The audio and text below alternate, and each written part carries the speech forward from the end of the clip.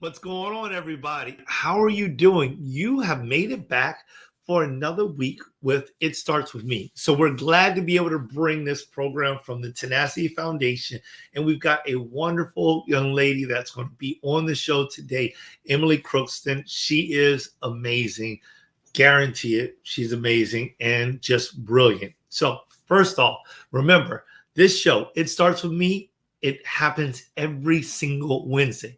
12:30 p.m. Eastern. We have a host of individuals that come and share their It Starts With Me testimonies so that other people like myself and you as well are able to learn from the different things that have happened inside of their life and be able to excel. Now, on Mondays, my co-host in the Community Beacon has his own show. On Mondays, it's at 9 o'clock p.m. Eastern. All right. Michael Seville and Motivational Mike Mondays. This program is chock full of tips and tricks and things that he has done and he has learned to be able to excel his own present day and even move into his future. I love the way he breaks down things, complex things, into very small, bite-sized pieces so that we can digest and we can use them. So please check him out, Motivational Nights with Mike. That's on Mondays at 9 o'clock p.m. Eastern. You can reach him on Mike Seville, okay? Michael Seville, YouTube. And then we close out the week on Fridays, and that will be with the Community Beacon, where Michael Seville and myself are hosts on this show. And our objective in the Community Beacon is to shine light on different things that have gone on in our lives and in the lives of others, and the education that we've gained along this pathway to help people liberate their minds and become much more free inside their mind, their personality, their life, their finances. We intend to open up the door to that more free mindset so that people will have the opportunity to make choices that maybe they did not see before, but choices that will help them to become the best version of themselves and then excel. So we hope to see you there. That will be on the Tenacity Foundation YouTube. All right, 6:30 p.m. Eastern, right here. All right, let's go ahead and get Emily Crookston on this show. Let me tell you a little bit about her. She is the ghostwriter for Rebels, Renegades, and Mavericks. How you like that? It must be a writer to put that down. She helps experts who are long on ideas but short on time write business books. As the owner and decider of all things at the Pocket PhD, this is her business, Pocket PhD, right? Emily and her team collaborate with professionals and brands who are ready to take their LinkedIn networking to the next level. Together, they strategize and create content for LinkedIn based on their clients' goals. Emily is also a former philosophy professor. I told you she's brilliant. Speaker and podcast guest. Today, she's our guest. When she's not writing intensively, she's most likely practicing yoga intensely. I love that. She lives for coffee shops that play great music to write to and desserts topped with quote unquote real whipped cream. Please, to the front, Emily. Hi, Joel. Hey, Thanks for having me. Yeah, I'm excited to be here. This is great. Awesome. I'm glad to have you here. It's so good to see you again. I enjoy you always. Thank you. So, what's been going on? How's your week or last month been going since the last time I saw you? It's great. It's been busy, and busy is good when you're in my business. So, I'm always happy to have lots of things to write and work on. I'm also looking at hiring another writer next month. So that's been kind of top of mind, getting the job description written and getting, all my ducks in a row for figuring out who I'm going to hire. So yeah, that's what's new with me. That's pretty impressive. That's great. How many writers do you have now?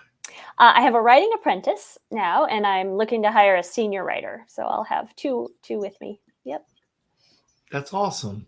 Yeah. Who gets the rights to be the ghost? Exactly. That's right.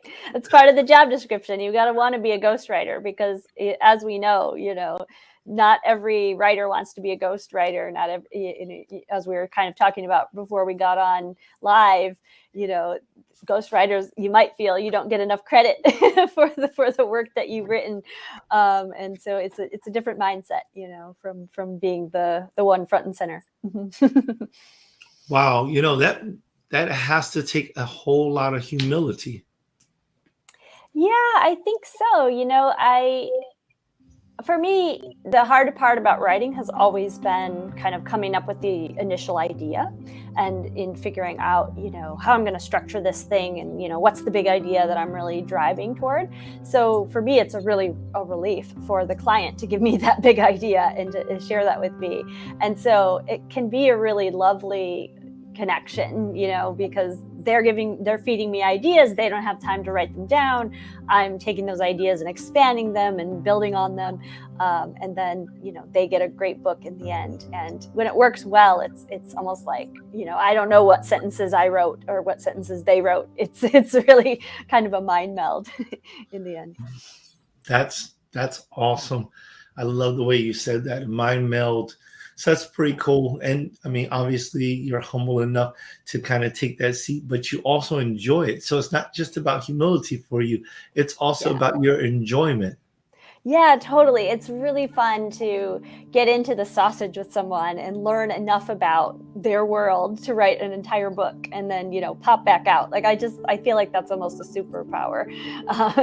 And it's really fun. And I think, in the end, I could never write the books that I write by myself, because I don't have the expertise. And they could never write the book that we write by themselves because they don't have the time to get the writing done. So in the end, the book I don't ever feel like, oh, that's mine. I wish I had credit for it because it really is a collaboration. It's a really collaborative project and process. That's beautiful. I think you explained that really well. Thanks. Yeah. Excellent. So how did you get to this stage where you are now ghostwriting? Yeah, it's a great question. I think as with most ghostwriters, I didn't really set out to be a ghostwriter. That wasn't the career I wanted when I was in fourth grade. And people said, what do you want to be when you grow up? It was more like, oh, I want to be a teacher. But I was in academia. I used to be a philosophy professor. That's why the name of the business is the Pocket PhD. I do have a PhD. And I wasn't getting where I wanted to go in academia. I wasn't sort of achieving the goals that I set for myself. In academia, kind of the highest level to reach, or one of the big goals is to become tenured. And that's a process that if you get on a tenure track job, can take about 6 years. You have to publish and you have to do all these things and meet all the requirements. But then once you have tenure, you're sort of, it's a permanent job. It's a situation that will last as long as you want it until you're ready to retire. As long as circumstances work out. But I couldn't get on the tenure track. And so I was sort of stuck in 1-year positions and I was just tired of it. I felt like there was no room for advancement. And I wasn't really evolving into that role in the way that I wanted to. So I decided I was ready to quit. And I gave myself a year to figure out what I was going to do next. And I thought, what did I want to do before I wanted to be a philosophy professor? And the answer was, well, I think I like marketing. When I was 13, I wanted to go into marketing. So let's see if I can do that. And a friend of a friend happened to be looking for marketing help. And what she really needed was a ghost blogger. So I started writing her blog, and she has a web development business. So she had clients who also needed blog posts. And I started writing for them as well. So that's how I sort of found my way to ghostwriting. At some point, someone called me a ghostwriter, and I said, oh, yeah, that's what I do. I'm not a content marketer. I'm not really a blogger, because blogger everyone thinks of a blogger as someone who sat in their parents' basement and wrote about video games or something back in the 90s, you know. So blogger never really felt right. But yeah, once I hit on that ghostwriter name, a lot of things kind of fell into place. So that's interesting. So in the middle of, can I say it, dare I say it, the hamster wheel kind of lifestyle, just kind of like going around in circles, from one job to the next, all within the same realm of what you believed you wanted to do, you realize, it's time to get off of this wheel. Yep. Absolutely. I'm not doing what I'm passionate about. Yes. Yeah. So true. I think when you start a career, you have all these preconceived notions about what it's going to be like. And then so often when you get into it, you start to realize, oh, there's all of this legwork, there's all of this grunt work, there's all of this stuff that I hadn't considered that I'm doing, that I'm spending all my time doing, and I'm not doing really the things I really love so much. I really love teaching, and I do miss teaching students. But, I always tell people who are also in a similar place with academia that, you can teach people every day outside of academia. I teach my clients. I teach my writing apprentice. I teach in a lot of different ways in this life. It's just not in the classroom.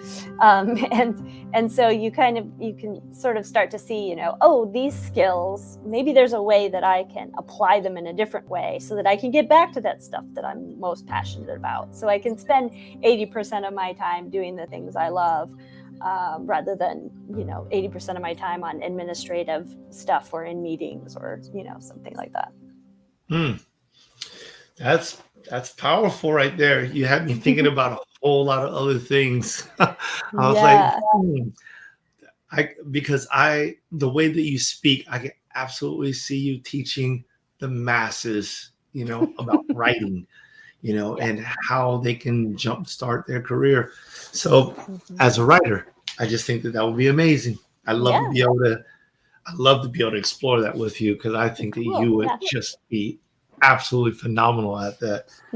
So you jump off this wheel and you're like, first off, where do you come up with these time frames? I mean, you're like 4th grade, 13 years old, in the basement, blogging about video games. Right. I don't know. I don't know where any of it comes from. But yeah, I think one of the reasons I was afraid to leave was just because I didn't know what else I could do. And so once I kind of got comfortable and said, no, I'm drawing a line in the sand, I'm done. I'm going to give myself a year. That gave me some time to save up some money. It gave me some time to explore some options. I did a few informational interviews with people I thought maybe I could go into, maybe administrative work at the college, things like that. I looked into a little bit. But then once I just kind of found that position, it was kind of like everything else just took over. I just kind of I let everything go, and I just said, okay, let me just take this one day at a time and see where it leads. And the person who took me on, I became her intern. The person who, helped me with all the ghost blogging stuff. She was really the one who suggested, you could start a business doing this. And I thought, oh, that's a thought, because before I had been thinking, oh, I'll go to work at a marketing firm. I'll do some marketing in a marketing agency. But I didn't want a 9-to-5 job. I really value the flexibility with my time. That was one good thing about academia. I could decide when I wanted to teach my classes. If I wanted to take an afternoon off, I pretty much had the freedom to do that. I had the summers mainly to myself to do with as I wished. And so I was really kind of upset about letting that go if I had to take, a traditional 9-to-5 job. Powerful. So right then in that moment, that was like your time. So this is key, right? Because I love it when part of one of our antidotes begins to show up inside of the show, time and chance and how that affects people. We all have a certain amount of time inside of our life, and then there's opportunities that present themselves So during this mindset shift of, hey, listen, this is what I'm doing. That's not working out. I'm not passionate about it. So I'm going to shift over here, overcome my fear of not knowing what to do or what I could do. So I'm going to save my money and I'm going to start exploring myself to see what it is that I'm good at, what I really want to do. And then all of a sudden, somebody tells you what they think you're doing, and you're like, light bulb. Yeah, totally.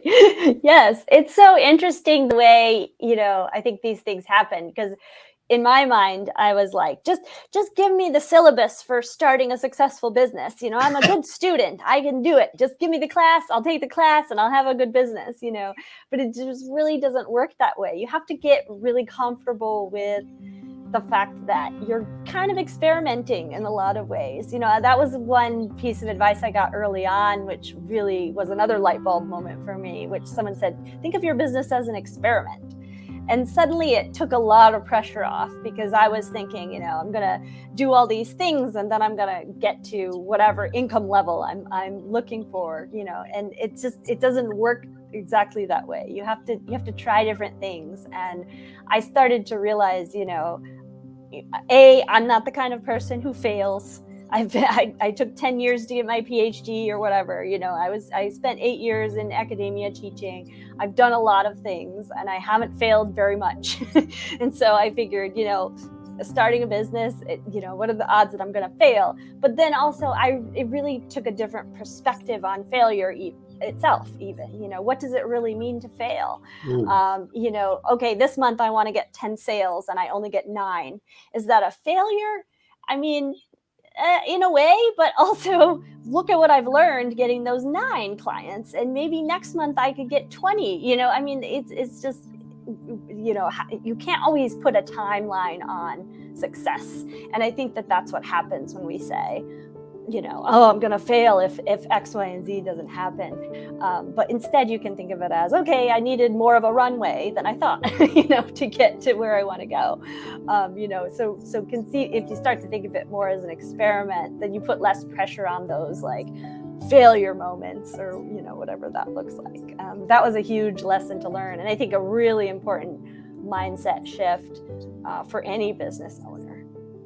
Yeah, that's very powerful. It's profound, as a matter of fact, because, I think that we're starting to live in an age where there's a lot of bright people that are not only have they come to the conclusion, but they are making it public that failure is not necessarily, you not accomplishing your goal, but failure truly doesn't happen until you stop reaching for that goal.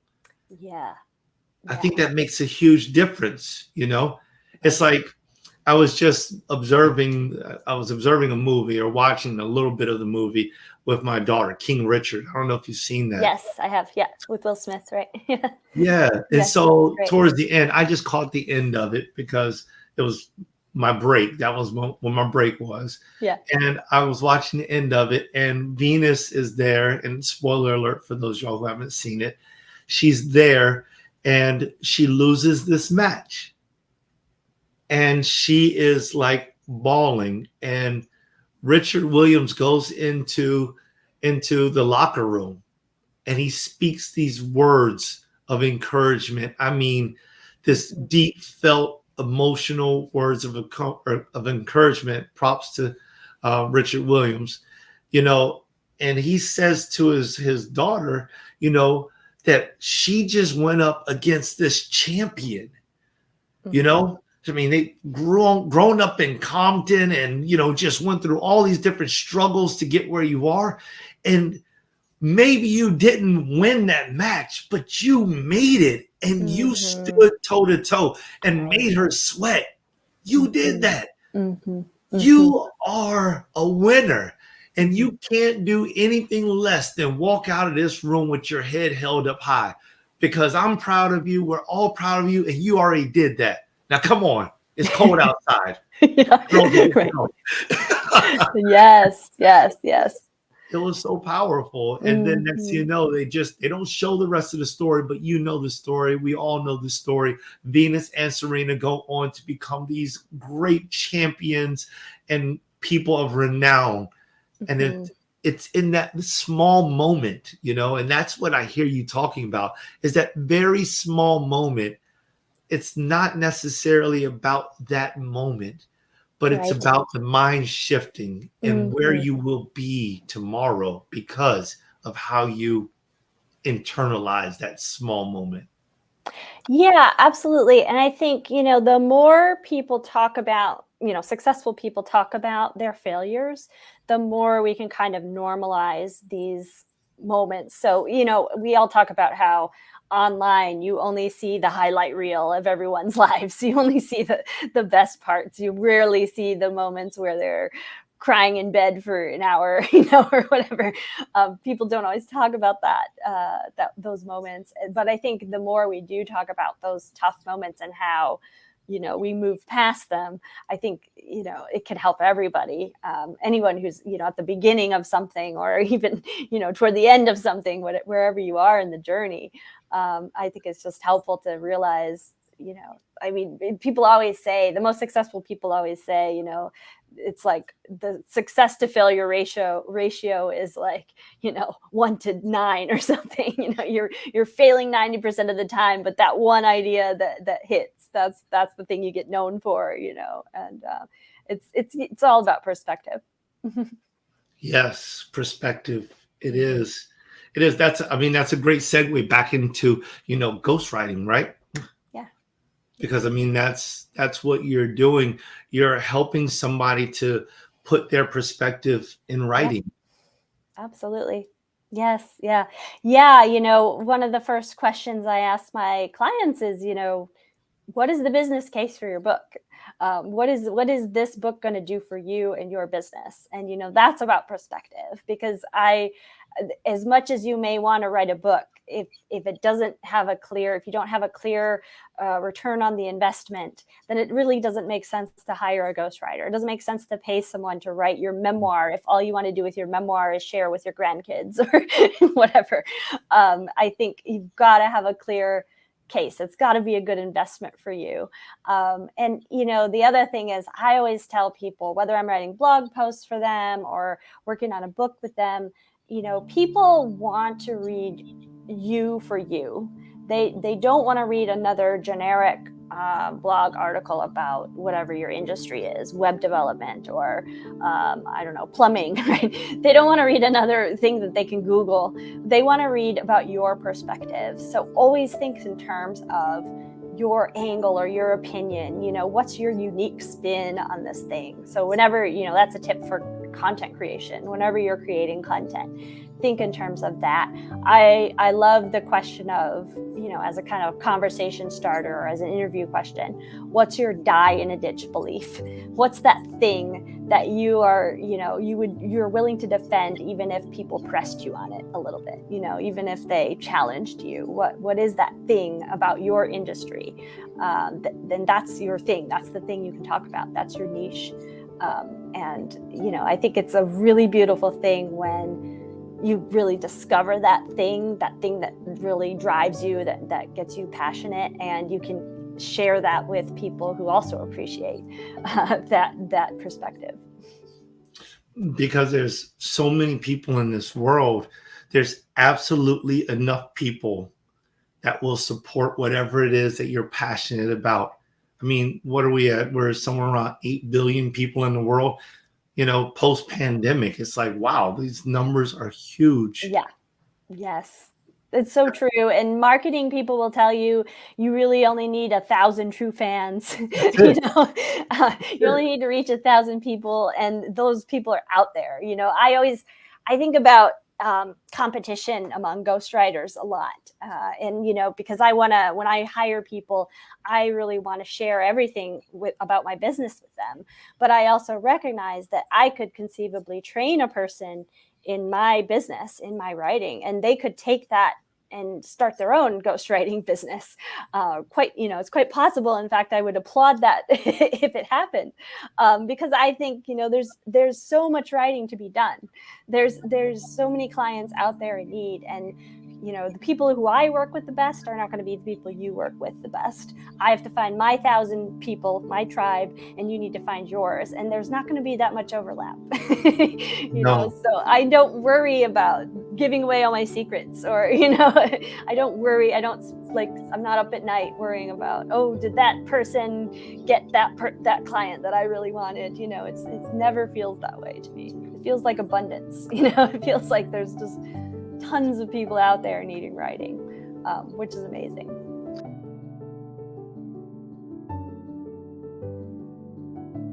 I think that's a beautiful mindset, and you're 100% authentic with this. I love that. I love that.